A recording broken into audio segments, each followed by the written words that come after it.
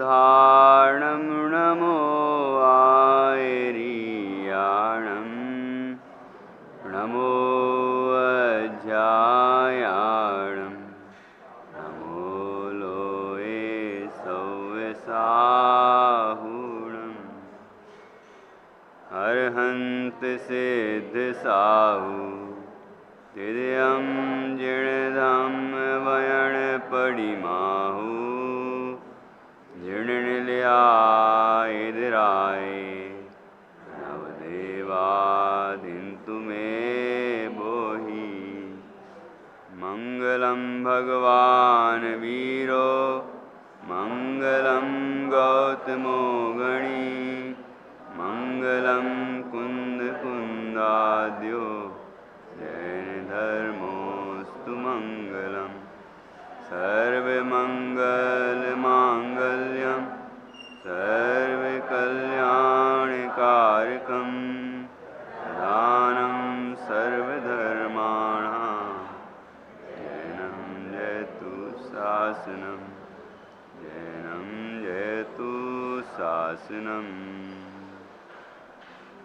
वन्दे तु सिद्धे दोवमचल मनोबमं गतिं पते वोच्छामि समय पाहुड मृणमो सुध केवली वणिदम् नमः समय साराय स्वानुभूत्या चकासिते चिस्वभावाय भावाय सर्वभावान्तरच्छिदे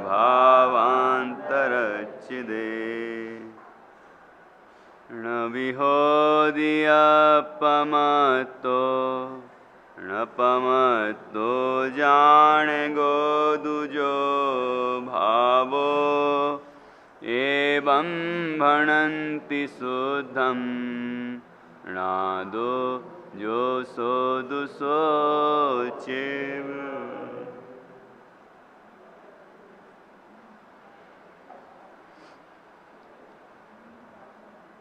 आचार्य श्री कुंद कुंद देव द्वारा रचित यह समय सार परमागम है। इसकी ये 6वीं गाथा है। इसमें अपने शुद्धात्म तत्व की चर्चा की गई है, अपना स्वरूप बताया है। आत्मा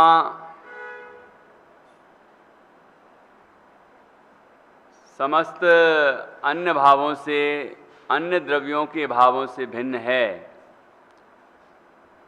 समस्त अन्य द्रव्यों के भावों से भिन्न रूप से उपासित होता हुआ शुद्ध कहलाता है। तो यहाँ कहा समस्त अन्य द्रव्यों के भावों से भिन्न रूप से। तो अन्य द्रव्य के भाव कौन से? अन्य द्रव्य कौन से? पुद्गल धर्म अधर्म आकाश काल ये अन्य द्रव्य, और अन्य जीव भी अन्य द्रव्य। ठीक है, तो ये शरीर भी पुद्गल है, कर्म भी पुद्गल हैं, ये भी अन्य द्रव्य। और आत्मा की पर्याय में होने वाले जो विकारी परिणाम हैं, शुभ अशुभ भाव, वो क्या हैं? अन्य द्रव्य के द्रव्यों के भावों से भिन्न रूप से उपासित होता हुआ।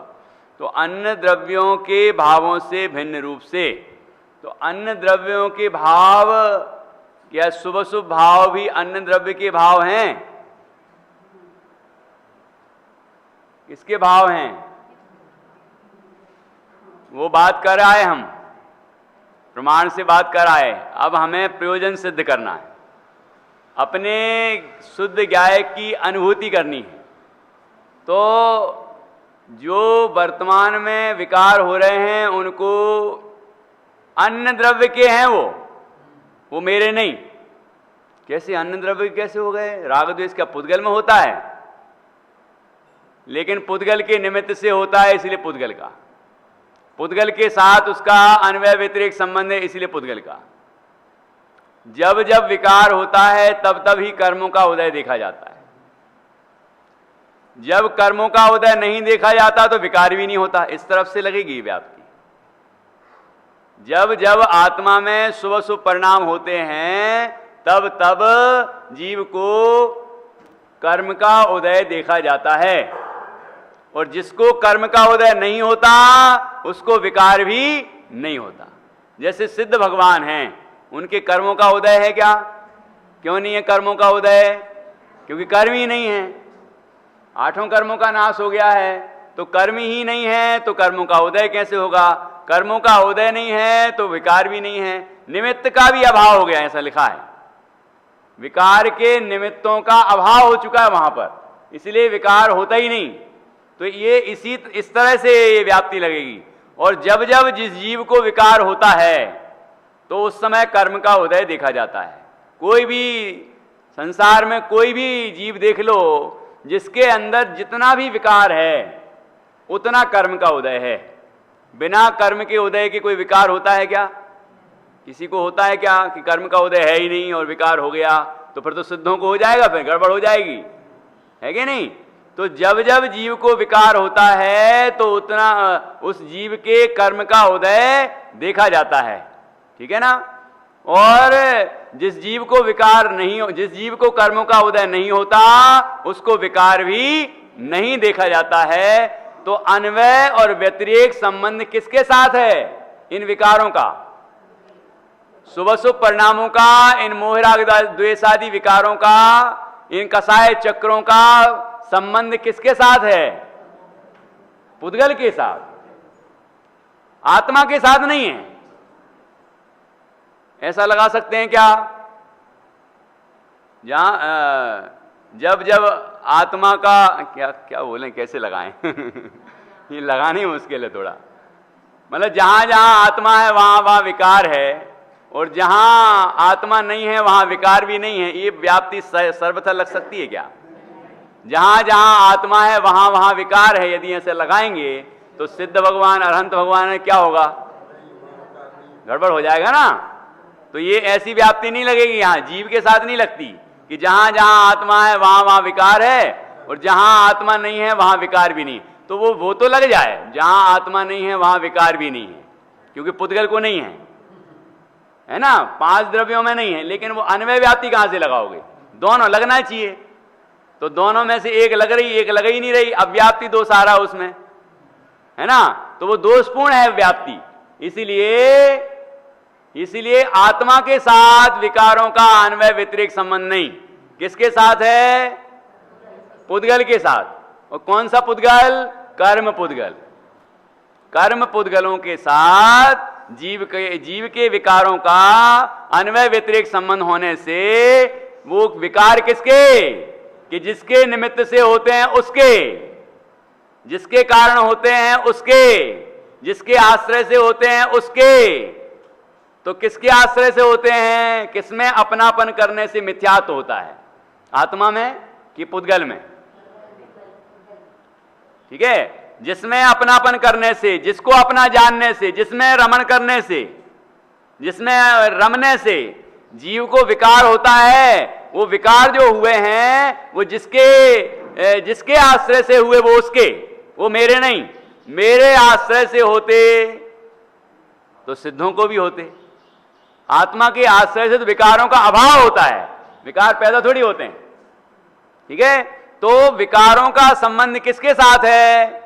विकारों का संबंध पुद्गल के साथ है, कर्म पुद्गल के साथ है। इसीलिए किसके? वो विकार हैं पुद्गल के। अब हमने समझ लिया ना, अब ज्यादा बार बार बोलेंगे नहीं। आचार्य ने कहा कि ज्यादा हम बार बार नहीं बोलेंगे अब। हाँ, कैसे कैसे? नहीं, एक मिनट, उनको ही बोलने दो। आपने कहा भाव कर्म से रागद्वेष होते हैं। नहीं, ठीक है, अपेक्षा तो हम समझते हैं। आप तो बताएं, चंद्रकांत जी साहब बोल रहे हैं ना, मास्क लगाया है तो समझ में नहीं आ रहा। हाँ बोलिए। भाव कर्म जो हैं वही मोह रागद्वेष हैं। ऐसा नहीं कि भाव कर्म से रागद्वेष होते हैं, वो भाव कर्म रागद्वेष को ही कहते हैं। हाँ बराबर।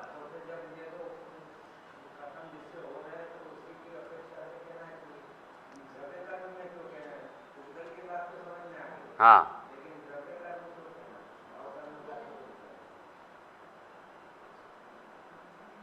राग द्वेष जो होते हैं वो स्वभाव के आश्रय से नहीं होते, और वो स्वभाव भी नहीं है, आत्मा का विकारी परिणाम है। तो उसके होने में कौन निमित्त बनेगा?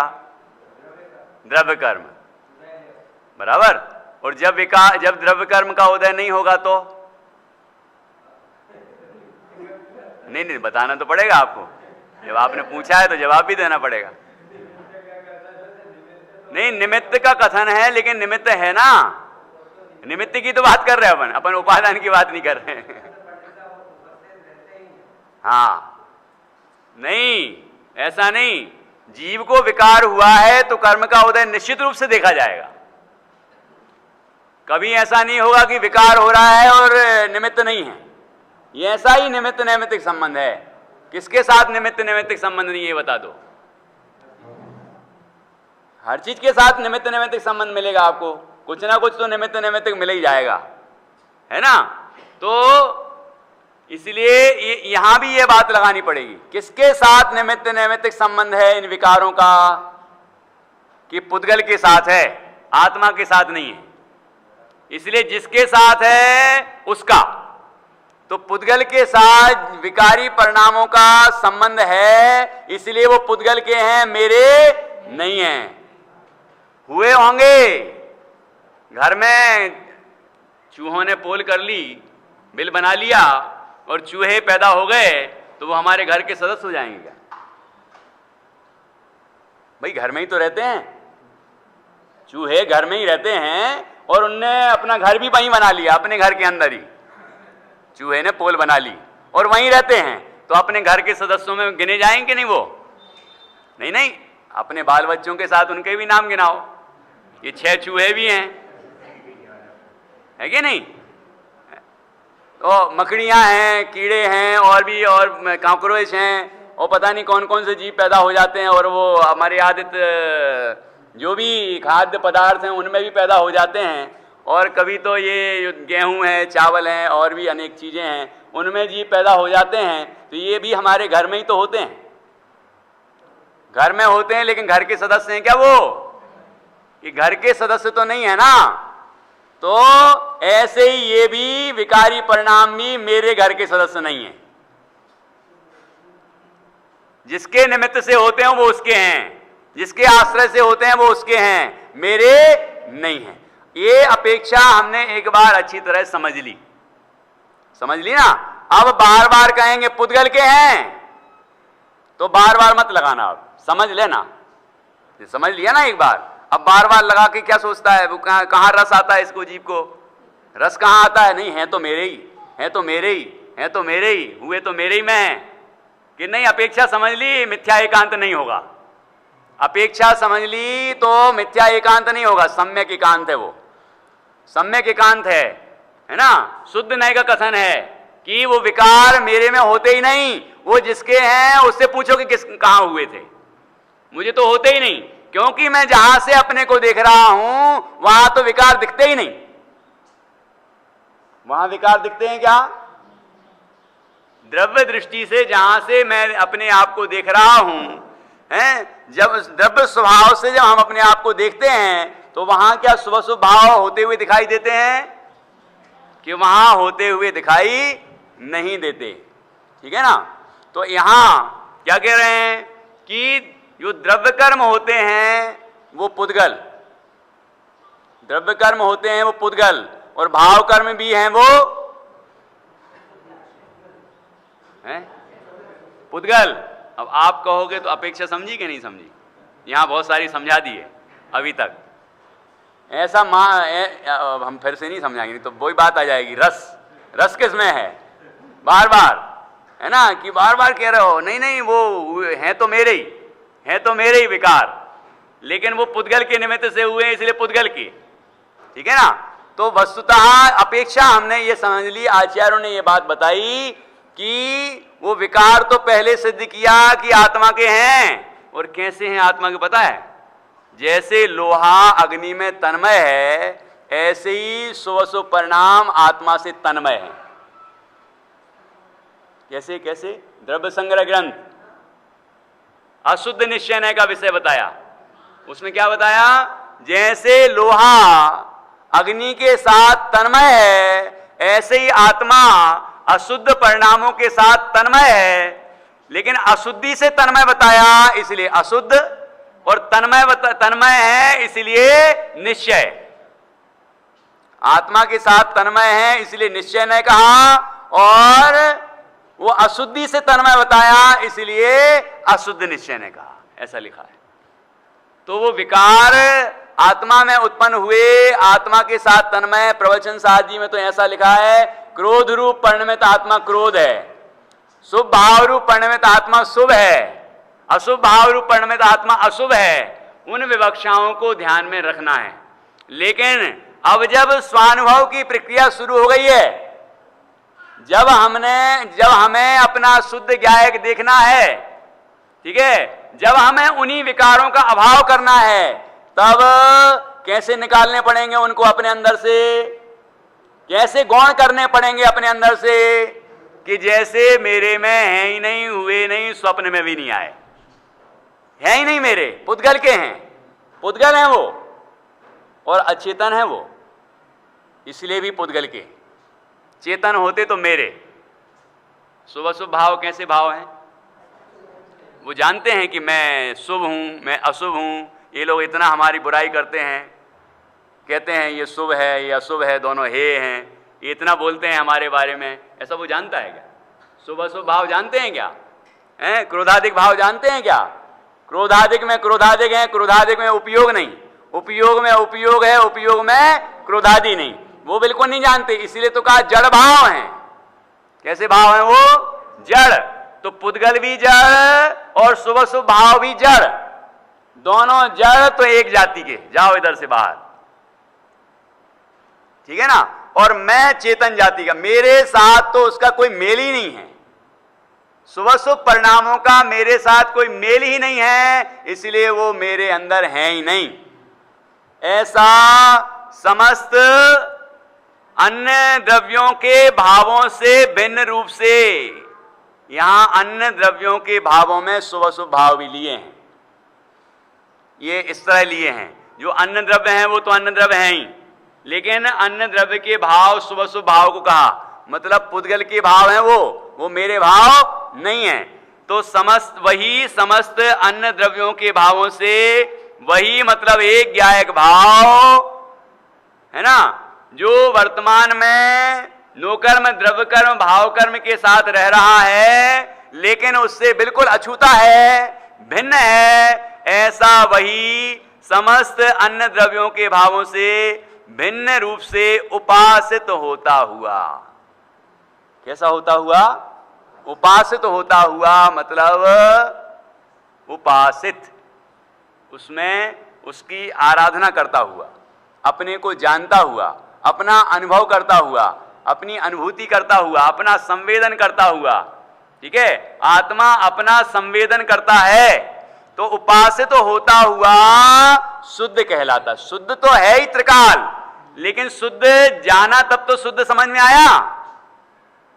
शुद्ध जाना तो शुद्ध समझ में आया, शुद्ध जाना तो शुद्ध की अनुभूति हुई, शुद्ध जाना तो वो आनंद प्रकट हुआ, और शुद्ध जाना तो शुद्धता प्रकट हुई। शुद्ध जानेगा ही नहीं, बस बोलता रहेगा, इस शास्त्र में लिखा है, उस शास्त्र में लिखा है, यहां लिखा है, उनने भी कहा था, हैं? इससे क्या होने वाला है? इससे क्या आनंद आ जाएगा?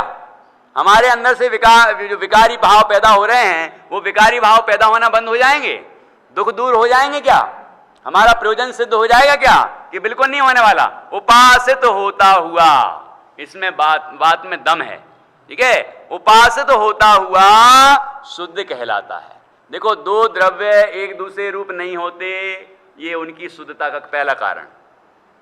ठीक है, प्रवचन सारजी ग्रंथ हो तो ऐसे ही बोलेंगे, दो द्रव्य भिन्न भिन्न है ना, अत्यंत भाव है, तो अशुद्ध होते ही नहीं।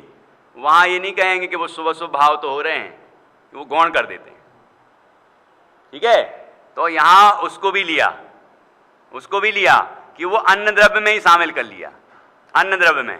और क्या कहा कि ये अन्न द्रव्य मेरे द्रव्य रूप, मेरे ज्ञायक तत्व रूप, मेरे शुद्धात्म तत्व रूप होता ही नहीं, इस तरह शुद्ध है, शुद्ध कहलाता है। ठीक है, अब आगे जैसे दाह्य के आकार होने से अग्नि को दहन कहते हैं, तथापि उसके दाह्यकृत अशुद्धता नहीं होती, उसी प्रकार ज्ञेयाकार होने से उस भाव के ज्ञायकता प्रसिद्ध है, तथापि उसके ज्ञेयकृत अशुद्धता नहीं है, क्योंकि ज्ञेयाकार अवस्था में जो ज्ञायक रूप से ज्ञात हुआ वह प्रकाशन की अवस्था में भी दीपक की भांति कर्ता कर्म का अनन्यत्व होने से ज्ञायक ही है, स्वयं जानने वाला है, इसलिए स्वयं कर्ता, और अपने को जाना इसलिए स्वयं ही कर्म है। जैसे दीपक घटपट आदि को प्रकाशित करने की अवस्था में भी दीपक है, और अपने को, अपनी ज्योति रूप शिखा को प्रकाशित करने की अवस्था में भी दीपक ही है, अन्य कुछ नहीं, उसी प्रकार ज्ञायक का समझना चाहिए। क्या कहा यहां पर? ये किसकी बात कर रहे हैं? पड़ोसियों की। पहली बार तो अपनी बात चल रही है, बाकी तो पड़ोसियों की बात चलती है। बाहर पूछते हैं और कैसे हैं आप, ये किसके बारे में पूछा? सब पड़ोसी के बारे में पूछते हैं, अपने बारे में कोई नहीं पूछता। ठीक है ना? तो यहाँ पर अपनी बात चल रही है। ये आचार्य कुंद स्वामी हैं, ये अपनी बात कर रहे हैं, है ना? कैसा है ये ज्ञायक तत्व, है ना?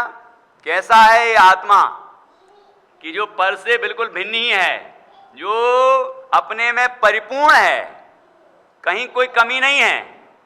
ठीक है, बाहर में कि संयोग में कमी वैसी हो तो आत्मा में कमी वैसी नहीं होती। शुभ अशुभ भाव कैसे भी परिणाम होते रहें, आत्मा में कोई कमी नहीं आती, आत्मा तो परिपूर्ण तत्व है। अच्छा, आज पूजन की होगी और पूजन में थोड़ा कम मन लगा होगा तो फिर कैसा लगता है? अरे भैया आज तो मन ही नहीं लगा, आज तो पता नहीं यहाँ वहाँ भटक रहा था उपयोग, है ना, आज तो बहुत कमी रही, ऐसा लगता है। देखो वो लगना अलग बात है, अभी बाद में वो बात करेंगे अपन, है ना, वो अलग बात है। ऐसा भाव होना चाहिए क्योंकि हम पूजन करने गए थे, ठीक है, लेकिन उससे अपने को हीन मानना, शुभ परिणाम नहीं हुए अथवा कम हुए तो उससे आत्मा को हीन मानना, अशुभ परिणाम हुए उससे आत्मा को हीन मानना, कसाएं हुई उससे आत्मा को हीन मानना।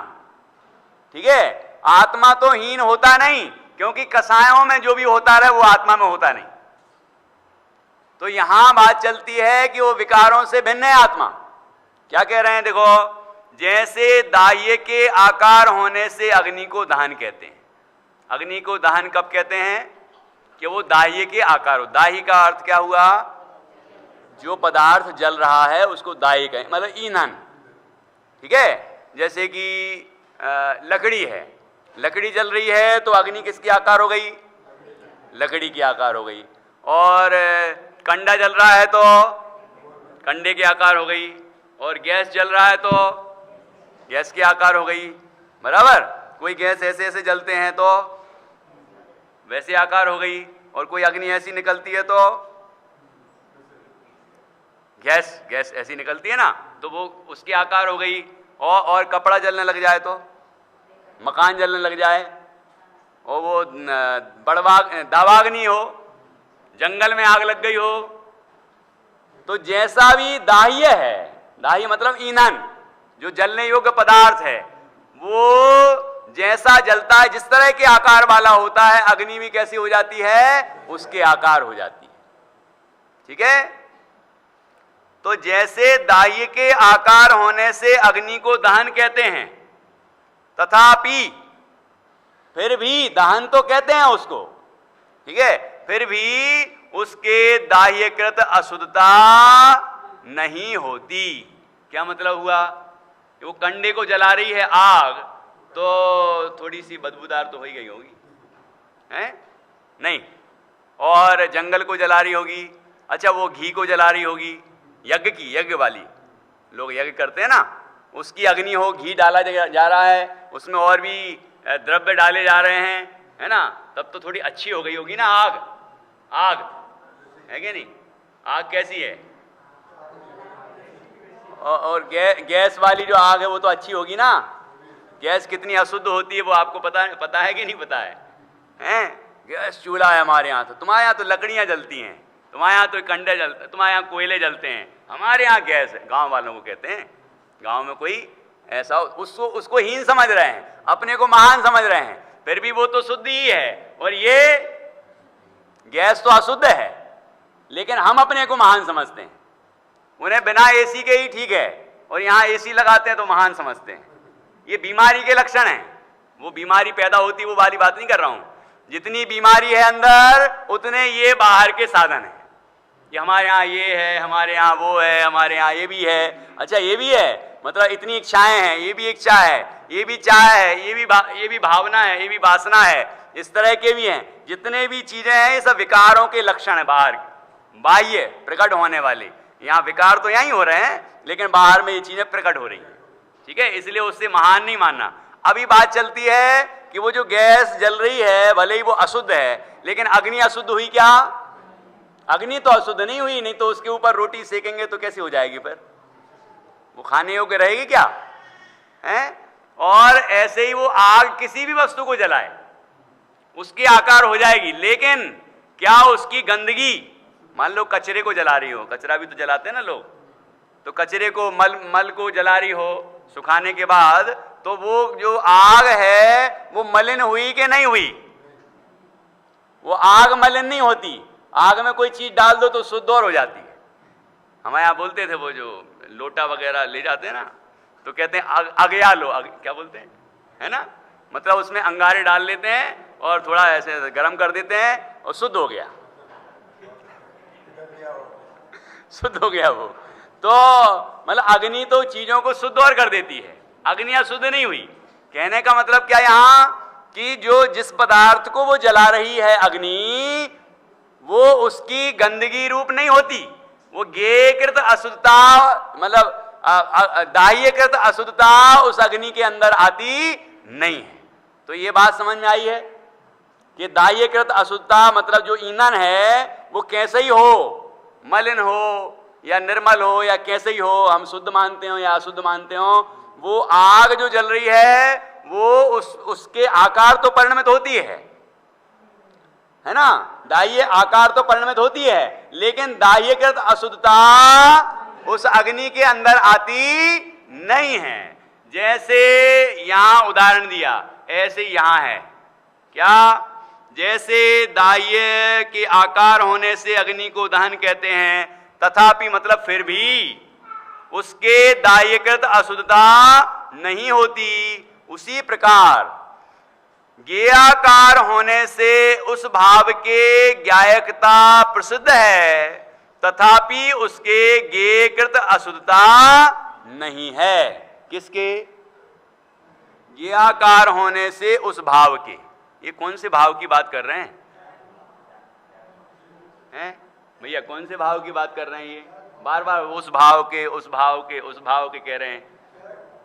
हाँ, कि वो ज्ञायक भाव, ज्ञायक एक भाव, एक रूप जो चैतन्य चैतन्य चैतन्य मात्र है, ऐसा ज्ञायक एक भाव है, उसकी बात करते हैं। वो अपनी अपन है, ऐसे हम हैं स्वयं, ठीक है।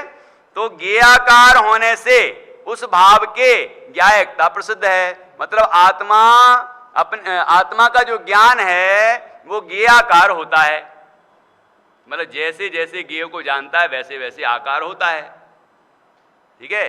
जैसे आपको जाना तो आपके आकार हो गया ज्ञान, नहीं हुआ तो अशुद्धता नहीं है, बाद में बात कर रहे हैं ना अभी। मतलब ये अशुद्ध है क्या? एकदम अशुद्धता नहीं है, क्यों कहा आपने? बुरा मत मानना। तो ये जो भी ज्ञेय हो, उस ज्ञेयकृत अशुद्धता नहीं होती, मतलब ज्ञेय शुद्ध हो या अशुद्ध हो उससे थोड़ी मतलब है। यहां तो ज्ञेय के अंदर जो भी है वो ज्ञान में नहीं आता। ऐसा मत समझना कि हमने सुबह सुबह भगवान को देखा है तो भगवान की शुद्धता तो आई जाए। भगवान तो भीतर आ गए हैं, वो शुद्धता तो आ जाती होगी ना आत्मा के अंदर उस ज्ञायक में, कि नहीं वो ज्ञेय की शुद्धता अशुद्धता की बात है ही नहीं। यहां तो ये कह रहे हैं ज्ञेय का कुछ भी अंश नहीं आता, चाहे वो सिद्ध भगवान ही क्यों ना हो, अरहंत हो, मुनिराज हो, जिनवाणी माता हो, है ना, कोई भी ज्ञेय बनते हैं, वो ज्ञेय के अंदर जो कुछ है वो ज्ञायक के अंदर बिल्कुल नहीं आता। ये कह रहे हैं कि ज्ञान में जो ज्ञेय का आकार बना, ठीक है, तो ज्ञान ज्ञेयाकार हुआ, लेकिन ज्ञेयकृत अशुद्धता ज्ञान में नहीं आती। ज्ञेय का अंदर का कुछ भी, ज्ञेय का अंश मात्र भी ज्ञायक के अंदर आता नहीं है। ख्याल में आया कि नहीं आया? तो फिर धन आया कि नहीं आया? हाँ, अभी उदाहरण भी देंगे दो चार। तो पहले बात, मतलब पहले उद्देश्य कथन होता है, पहले बात समझ में आनी चाहिए क्या है, फिर उसके बाद तर्क, फिर युक्ति, फिर उदाहरण, ऐसे ऐसे न्याय होता है। न्याय है ना, अध्यात्म में न्याय की प्रधानता है। हम पहले ही से उदाहरण देने लगते तो इनको नहीं समझ में आता, ये क्या का उदाहरण दे रहे हैं, कुछ तो समझ में नहीं आ रहा है। तो पहले बात ख्याल में आना चाहिए क्या बात कर रहे हैं हम। ये बात ये कर रहे हैं जो ज्ञायक तत्व है, ज्ञान स्वरूप तत्व, ज्ञान स्वरूप होने से आत्मा को ज्ञायक कहते हैं। तो उस ज्ञान स्वरूप आत्मा में ज्ञेय दिखे,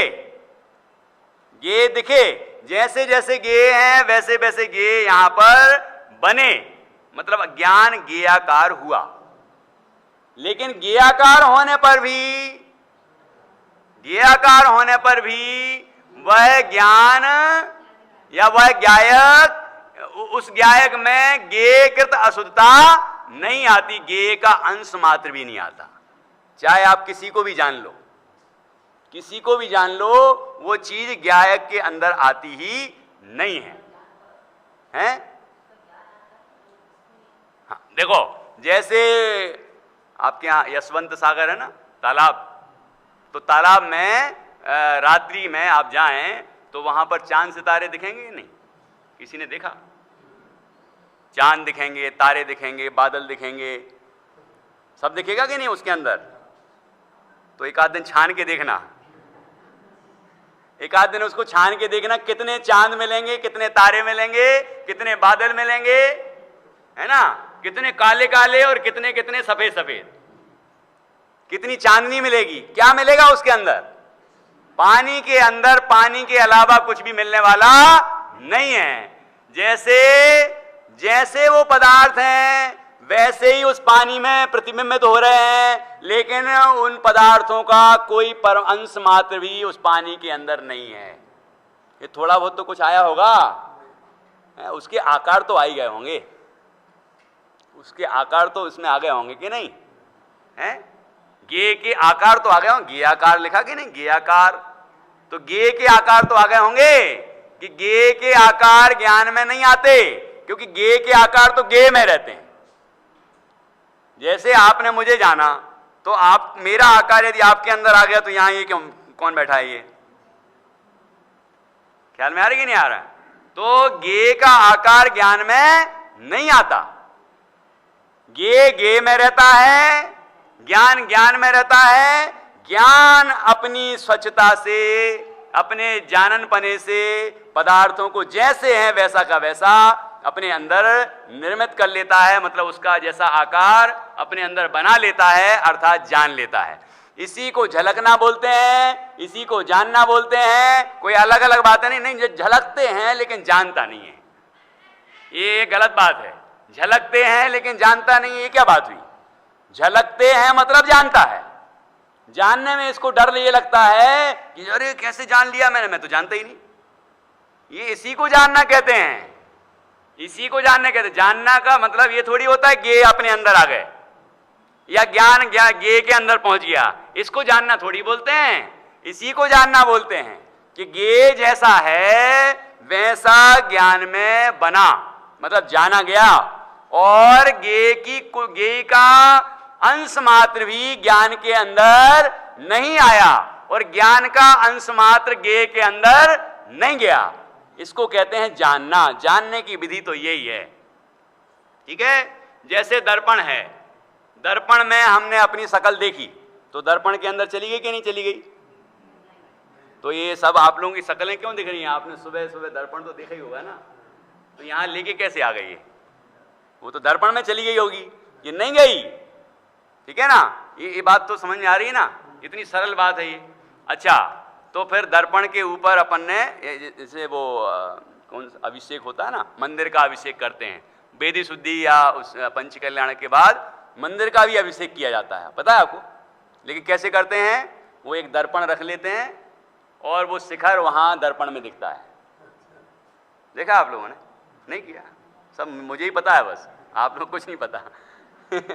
तो वहाँ में जो ओम विहार में मंदिर की वेदी प्रतिष्ठा हुई थी, तो उसके बाद ऐसा आईना रखा, और आईना रखने के उसमें दिख रहा था शिखर, फिर उसका अभिषेक किया, है कि नहीं। तो अब ये जो आईने का हमने आईने का अभिषेक किया, तो उस मंदिर कितना भीग गया होगा? हैं? कुछ भीगा होगा कि नहीं भीगा होगा? कि उसमें तो कुछ गया ही नहीं। अच्छा, दर्पण के अंदर जब पानी ऐसा गिरता है ना, तो दर्पण के अंदर भी दिखता है कि नहीं? पानी जो गिर रहा है वो तो गिर ही रहा है, लेकिन अंदर भी दिखता है ना, दिखता है। लेकिन वो जो दिख रहा है वो ज्ञान की रचना है, और जो पानी है वो पानी है, परद्रव्य है। ऐसे यहां कर्म के उदय आते हैं, ज्ञान में दिखते हैं। पुद्गलों का संयोग होता है, ज्ञान में दिखता है। ये बाहर में संयोग वियोग होते हैं, सब ज्ञान में दिखते हैं, लेकिन ज्ञान में आता क्या है?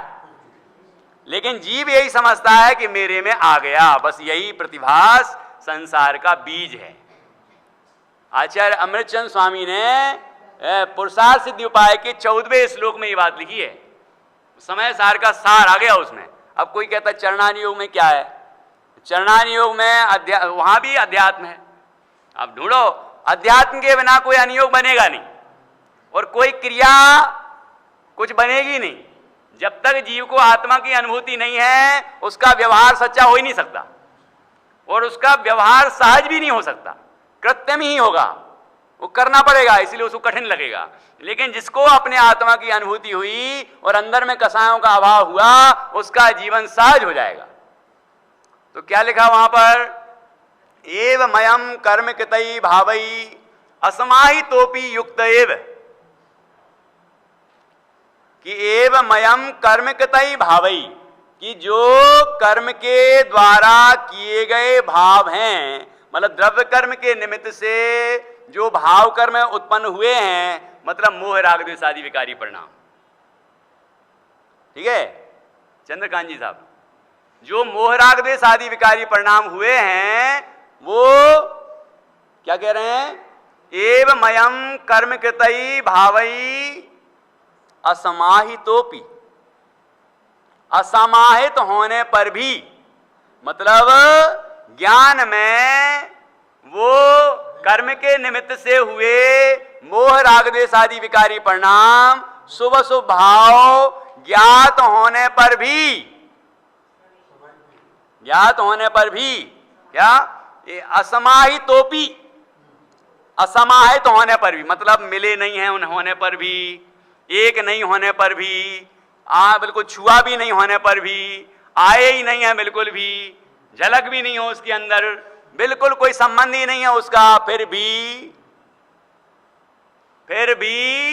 क्या होता है? असमाहितोपि युक्त एव, असमाहित होने पर भी, नहीं मिले होने पर भी मिले हुए दिखाई देते हैं। क्योंकि करे क्या? होता तो ऐसा है कि पानी ऐसा ऊपर ऊपर पड़ रहा है, लेकिन दिख भी रहा है उस आईने के अंदर। यहाँ हमने हलवा डाला, पूड़ी डाली, ये सब डाला उस आईने के ऊपर, और भी पता नहीं कितने पकवान हम लोग खाते हैं ना, वो सब डाल दो उसके ऊपर, है ना। पूरे घर धन संपदा वैभव सब डाल दो आईने के ऊपर, वो आईने के अंदर दिखेगी कि नहीं दिखेगी? दादाजी आईने के अंदर सब चीजें दिखेंगी कि नहीं दिखेंगी? सब दिखेगा, लेकिन कितनी चीज उसके अंदर चली गई? क्या गया बताओ? एक अंश भी नहीं गया। और यहां सोचता है कि सब कुछ चला गया मेरे अंदर, धन भी मेरे अंदर आ गया, संपदा भी मेरे अंदर आ गई, और परिवार भी मेरे अंदर आ गया, और रिश्ते नाते और सारे सब आ गए, और ये जो लोग वाहवाही कर रहे हैं ये भी मेरे अंदर घुस गई, ये वाहवाही मेरे अंदर आ रही है। ये फूलता है ऐसा, मैं महान।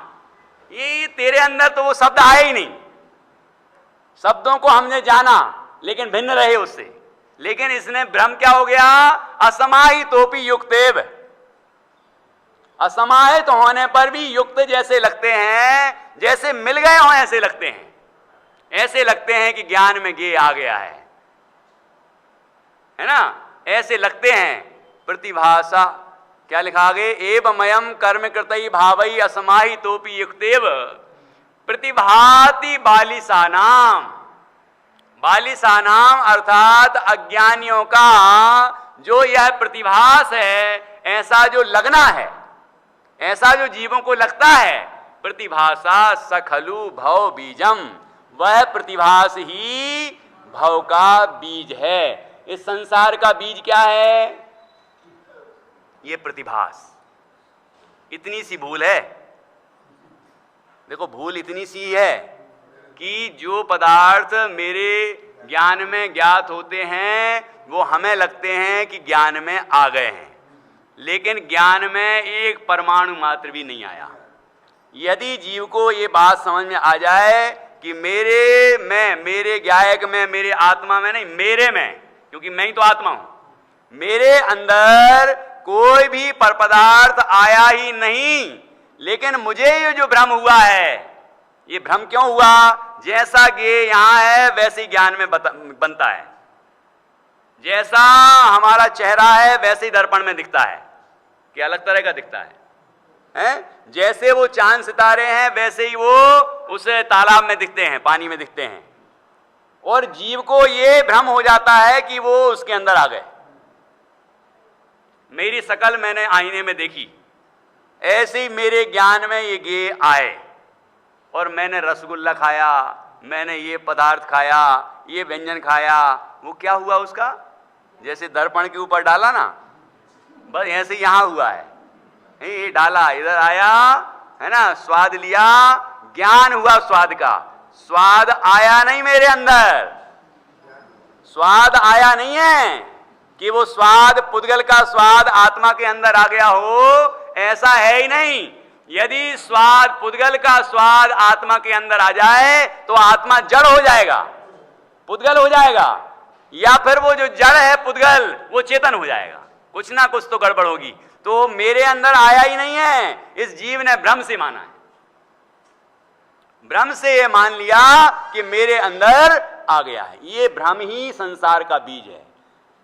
कि जयपुर में रहता था, वहां शीश महल है ना, यहाँ भी है, लेकिन यहाँ की बात नहीं करूंगा मैं, क्योंकि यहाँ शीश महल भी है क्या?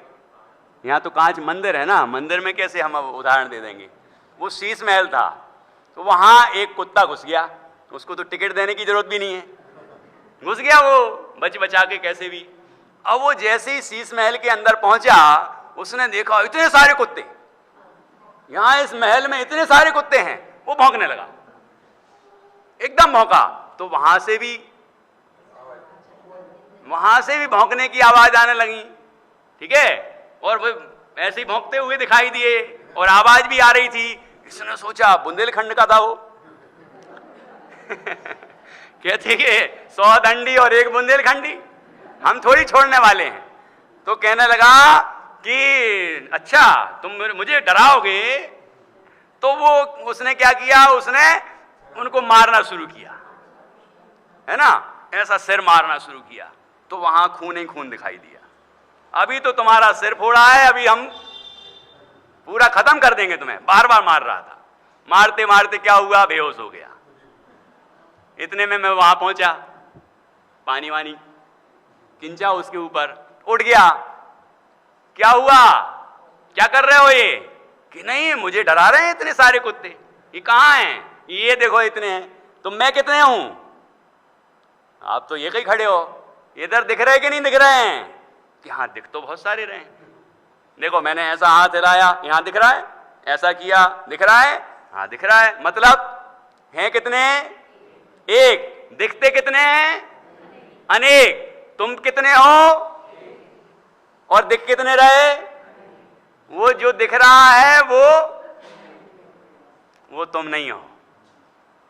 ख्याल में आया? बस इतनी भूल हमारी हो रही है। कितनी भूल हो रही है? ये भी मेरे अंदर आ गया, मेरे अंदर आ गया, ये भी मेरे अंदर आ गया, और हम भ्रमित हो रहे हैं। मैं इतना धनवान हो गया, मेरे पास गाड़ी है, बाड़ी है, पता नहीं क्या क्या है, मैं इतना महान हो गया और सारी दुनिया मेरे नाम जप रही है, मैं इतना महान हो गया। ये एक भी परमाणु मेरे ज्ञायक तत्व में आया नहीं है। जब अंदर में होने वाले शुभ शुभ भाव वो मेरे अंदर नहीं आते हैं, ज्ञान में वो ज्ञात होते हैं लेकिन ज्ञान के अंदर नहीं आते। ज्ञेयकृत अशुद्धता ज्ञान में नहीं आती। शुभ शुभ भावों की जो अशुद्धता है वो ज्ञान में आती नहीं है। न दुख आत्मा में आता है, न वो विकार आत्मा में आता है। आत्मा इन सब से भिन्न एक ज्ञायक भाव रूपी ही रहता है। ऐसा मैं आत्म तत्व हूं, ऐसे परभावों से भिन्न हूं, पर द्रव्यों से भिन्न हूं, उनका अंश मात्र भी मेरे अंदर नहीं है। लेकिन जो हमें लगता है कि ये मेरे अंदर आ गया, बस यही संसार का बीज है। अब कितनी देर लगानी है इस बीज को समाप्त करने में? देखो बीज समाप्त हो गया तो बाकी सब समाप्त। ये भ्रम दूर होना चाहिए। ये जैसे ही भ्रम दूर होगा और वैसे ही संसार खत्म, क्योंकि संसार है ही नहीं। भ्रम का नाम ही संसार। लोग कहते भी हैं भ्रम का नाम संसार है, तो भ्रम का ही नाम संसार है। ठीक है, तो जीव को ये भ्रम मिट जाए और ऐसा अनुभव हो जाए कि मैं तो ज्ञायक ही हूं। और जब ज्ञायक ही अनुभव करेगा तो वो कोई दिखेगा ही नहीं। मतलब वहां शुभ अशुभ भाव या कोई भी विकार या पुद्गल या धन या संपदा या बाहर के कोई पदार्थ वहां दिखते ही नहीं है। वहां तो केवल ज्ञान ही ज्ञान, ज्ञान ही ज्ञान, ज्ञान ही ज्ञान अनुभव में आता है। और ज्ञान मात्र भाव में अनंत शक्तियां उछलती हैं। ज्ञान मात्र भाव खाली खोखा नहीं है वो अकेला, समस्त भेद गर्वित हैं जिसमें ऐसा चैतन्य भाव, वो पारिणामिक भाव है, ऐसा महान वैभव से संपन्न है, ऐसा ज्ञान मात्र तत्व अंतर में अनुभव में आता है। ठीक है, और जैसे ही अनुभव में आता है विकार होना बंद। विकार होना बंद तो नए कर्मों का आना भी बंद, नए कर्मों का आना बंद और पुराने जो बंधे हैं वो भी झड़ना शुरू, और पूरे कर्मों का अभाव हो जाता है तो मोक्ष। काम एक ही करना है जीव को, दूसरा काम नहीं करना है। संवर के लिए अलग काम, निर्जरा के लिए अलग काम, मोक्ष के लिए कोई अलग काम, ऐसा नहीं है। अनंत अवस्था के लिए, मुनि दशा के लिए, अनंत अवस्था के लिए हैं, और सिद्ध अवस्था के लिए कोई अलग अलग काम करने हैं, ऐसा नहीं है। मैं एक ज्ञायक भाव हूं, ऐसी अंतर में अनुभूति ही करता रहे, उस स्वरूप में ही अपने उपयोग को रमाए रखे, बाकी काम अपने आप हो जाते हैं। एक साधे सब सदें, ये मतलब है उसका। एक एक को साधेगा तो सब सद जाएंगे, और सब साधें सब जाएं। सबको साधने जाओगे तो सब चले जाएंगे, कोई नहीं आने वाला। सब जाए मतलब आए कहां, जो चले जाएंगे। सम्यक दर्शन आया क्या? जिसने आत्मा नहीं जाना उसको सम्यक दर्शन आया क्या है? उसको रत्नत्रय हुआ क्या? उसको अरहंत आदि अवस्थाएं हुई क्या? कि आए ही नहीं है तो जाएंगे कहां? ये उत्पन्न ही नहीं होती। सबको साधने जाता है कि ये भी आ जाए, ये भी हो जाऊं, ये भी हो जाऊं, ये भी हो जाऊं, तो कुछ नहीं होता। और जो है और है, ऐसा जो ज्ञायक तत्व है उसको जो साधता है, उसके अंदर सम्यक दर्शन भी होता है, सम्यक ज्ञान भी होता है, सम्यक चारित्र भी होता है, निराकुल आनंद भी होता है, और स्वरूप की अनुभूति बढ़ती जाती है। अपने आप उसके गुणस्थान भी बढ़ते हैं, गुणस्थान प्रमाण बाहर की अवस्थाएं भी होती हैं, भूमिका भी बनती है, और उसके बाद उसको ही साधता रहता है तो सर्व कर्मों का नाश हो जाता है। पहले घातिया कर्मों का, मोहिनी का, फिर घातिया पूरे, फिर अरहंत अवस्था आई, फिर आगे अघातिया का भी नाश हो जाता है और सिद्ध अवस्था प्राप्त कर लेता है, और यहां से वहां भी अपने आप चला जाता है कि जाना पड़ता है, और वहां विराजमान रहता है और अनंत आनंद भोगता है। अनंत आनंद, अनंत आनंद, अनंत आनंद। तो थक नहीं जाते होंगे? आनंद ही आनंद, आनंद ही आनंद। मैं कलकत्ता में रहता था, वहाँ एक सज्जन ने मुझे पूछा, आनंद ही आनंद, आनंद ही आनंद, आनंद ही आनंद, ये कैसा आनंद ही आनंद? आनंद ही आनंद आता तो कैसा आनंद आता होगा? बीच बीच में थोड़ा दुख हो फिर सुख हो तो महिमा, तो अब पता चलता है कि आनंद आ रहा है। ऐसे क्या आनंद ही आनंद, आनंद ही आनंद? मैंने कहा बाबूजी, आप जब एसी में बैठते हो और गर्मी आपको बिल्कुल नहीं लग रही है, तत्काल ही बोला था मैंने, गर्मी आपको बिल्कुल ही नहीं लग रही है और वहां तो बहुत गर्मी पड़ती है, पसीनेदार, ठीक है, तो आपको मन होता है कभी कभी, अरे यार गर्मी लग ही नहीं रही तो एसी का क्या मतलब, थोड़ा बाहर निकलो, थोड़ा बाहर निकलेंगे तब गर्मी लगेगी, अरे भागो अंदर, तो आपको एसी की महिमा आएगी। ऐसा करते हो क्या कि नहीं? अच्छा, मच्छरदानी में बैठे हो, मच्छर काट ही नहीं रहा, उसमें एक भी मच्छर नहीं काट रहा, आनंद आ रहा, बाहर तो भनक रहे हैं, वहां कर्म वर्गणाएं हैं कि नहीं है? कार्माण वर्गणाएं, लेकिन चिपक ही नहीं रही, क्योंकि वो तो स्वभाव से चिपकने को तैयार हैं, लेकिन चिपक नहीं रही। क्यों? उनके लिए क्या चाहिए? उनको चिपकने के लिए, मतलब कार्माण वर्गणाओं के कर्म रूप परिणत होने के लिए क्या चाहिए? कि उसके लिए चाहिए विकार, राग द्वेष, शुभ अशुभ परिणाम, ये विकारी भाव चाहिए। वो तो उनको हो ही नहीं रहे तो पड़े रहो, कार्माण वर्गणाएं पड़ी रहो, अनंत हैं, पड़ी रहो, क्या होने वाला है? कुछ नहीं होने वाला। मच्छर भिनक रहे हैं बाहर, भिनकने दो, उससे क्या होने वाला? मच्छरदानी लगी है ना? नहीं नहीं नहीं, मच्छरदानी का क्या महत्व, इतनी महंगी खरीदी तो थोड़ा अपन बाहर निकले, फिर 2-4 मच्छर काटें, फिर अंदर आए, नहीं तो 2-4 मच्छरों को अंदर घुसा लो, तब तो आनंद आएगा। ऐसा कोई बुद्धिमान व्यक्ति करता है क्या? है? तो वहां आनंद ही आनंद आता है, तो जीव को चाहिए क्या है? और पंडित जी ने लिखा, जेत्र भुवन में जीव अनंत, सुख चाहे दुखते भयबंद। सभी दुख को दूर करना चाहते हैं और सुख को पाना चाहते हैं, और वहां सुखी सुख, सुखी सुख, सुखी सुख मिल गया, सादी अनंत काल आनंद ही आनंद, सुखी सुख मिलेगा। और ये कहता है कि वो सुखी सुख मिलेगा, तो कैसा सुख मिलेगा? मतलब इसको सुख चाहिए नहीं है।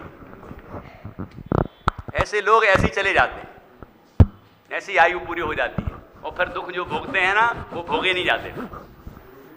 भोगना नहीं चाहता कोई जीव दुख नहीं भोगना चाहता, लेकिन क्या करें, कर्म ऐसे करता है तो भोगना तो पड़ेंगे। पर ऐसी जगह जाता है कि वहां पर शांति नहीं मिलती। अब लो बेटा, मच्छर ही मच्छर काटेंगे। अभी तो थोड़ी सी शांति थी, तो इसको शांति पसंद नहीं आ रही थी, लेकिन अब अशांति है, शांति है, ठीक है। जीव को शांति पसंद नहीं है, वास्तव में शांति चाहता जरूर है, लेकिन शांति पसंद नहीं है। घर में यदि कोई नहीं हो, कितनी शांति है, लॉकडाउन में कितनी शांति थी, लेकिन पसंद नहीं आई। वहां ये नहीं सोचा, मैंने इतने वर्षों से जो तत्व ज्ञान सीखा है, अब प्रयोग करने का समय है। क्या पता कब आयु पूरी हो जाए, कब वो बीमारी आ जाए और कब हमें जकड़ ले, उसके पहले हम अपना काम कर लें। ऐसा किसी को लगा क्या? यदि नहीं लगा तो लगना चाहिए, अभी भी नहीं लगा तो कब लगेगा? तो यहां कह रहे हैं कि ऐसा ही वस्तु का स्वरूप है। प्रतिभासा सखलु भव बीजम, उस बीज को दूर करना है तो ये समझना होगा कि ज्ञान में गे आते ही नहीं। ज्ञान सदाकाल ज्ञान ही है, ज्ञायक तो ज्ञायक ही है, और वह ज्ञायक मैं हूं, ऐसी हमें अनुभूति होगी तो आनंद प्रकट होगा, सर्व विकार दूर होंगे, सारे दुख दूर होंगे, और हम जो वंदित्व शब्द सिद्धि कहा था, उन सिद्धों में हम भी शामिल हो जाएंगे। ऐसे हम सभी अपने आत्मा की आश्रय से सिद्ध अवस्था की प्राप्ति करें, अनंत आनंद प्राप्त करें, यही मंगल।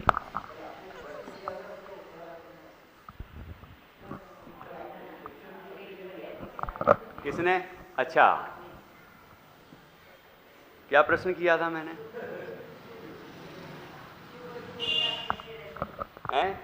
अच्छा, नहीं, सुबह नहीं बोला था, मुझे याद आ गया। लेकिन राग और वीतराग जब चारित्र गुण की ही पर्याय हैं, भाई साहब धन्यवाद आपको, तो याद तो रखा, नहीं तो कोई ने याद ही नहीं रखा। ठीक है, ऐसे तो कई प्रश्न आते रहते हैं। राग और वीतराग चारित्र गुण की पर्याय हैं। चारित्र गुण में कोई भी गुण हो, एक समय में एक ही पर्याय होगी। तो साधक दशा में कुछ अंशों में राग है और कुछ अंशों में वीतराग है। ये कैसे संभव है? कुछ अंशों में राग है, कुछ अंशों में वीतराग है, जैसे आपके ये सफेद कपड़े पर स्याही का धब्बा लग गया, ठीक है ना, और धब्बा लगा और हमने उसको फिर धोने के लिए डाल दिया, धोने डाला, फिर अच्छा धोया, जम के धोया तो हल्का सा दिख रहा है बस, फिर थोड़ी देर बाद देखा और थोड़ा गायब हुआ, फिर थोड़ा और गायब हुआ, ऐसा होता है कि नहीं? तो वो क्या हो रहा है, अब देखना यहाँ पर छाप तो लगी है, इतनी हल्की लगी है कि बस दिख रहा है, कोई गहराई से देखे तो समझ में आता है, दूसरे को तो दिखती भी नहीं। तो वो है कि नष्ट हो गई पूरी? वो गंदगी जो है वो है कि नष्ट हुई? तो पूरी बिल्कुल भी नष्ट नहीं हुई क्या? बस ऐसी यहाँ है, जितना जितना विकार दूर हुआ उतना है वीतराग, और जितना जितना बचा है राग उतना है विकार। राग अशुद्धि, पर्याय एक ही है, एक ही पर्याय में जितनी अशुद्धि दूर हुई वो शुद्धता है, और जितनी अशुद्धि बची वो अशुद्धता है। इसको कहते हैं जितने अंशों में राग है उतने में वीतराग नहीं, और जितने में वीतराग है उतने अंशों में राग नहीं। हम लोग यूनिवर्सिटी जा रहे थे घूमते हुए शाम को अभय जी पंडित जी के साथ, हाँ एक पर्याय,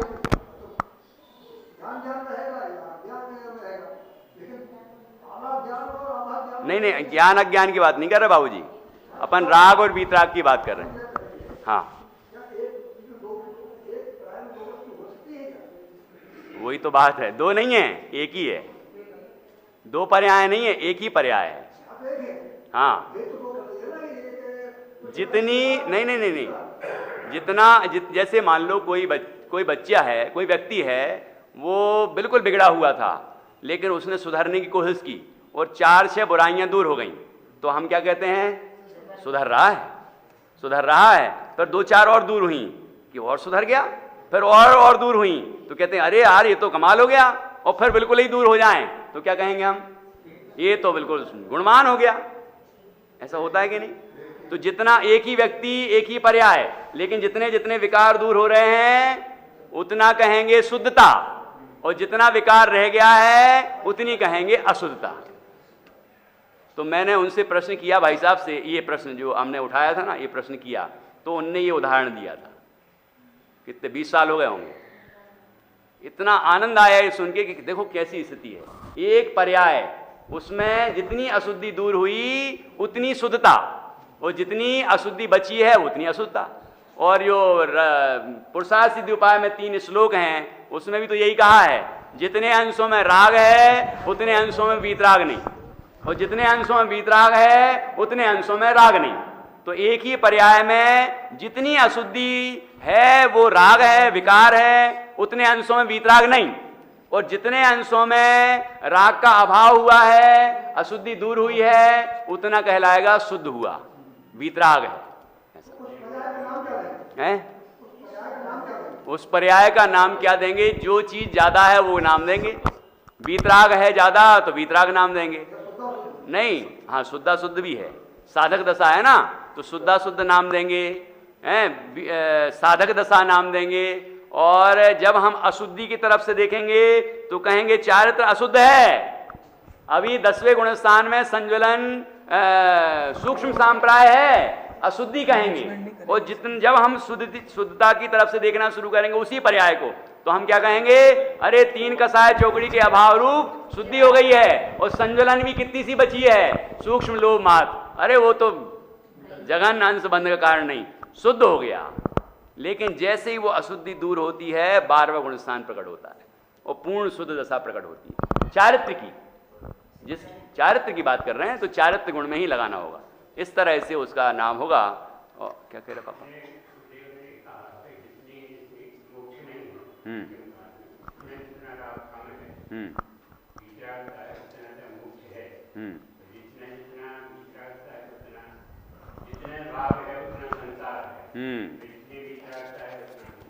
बराबर।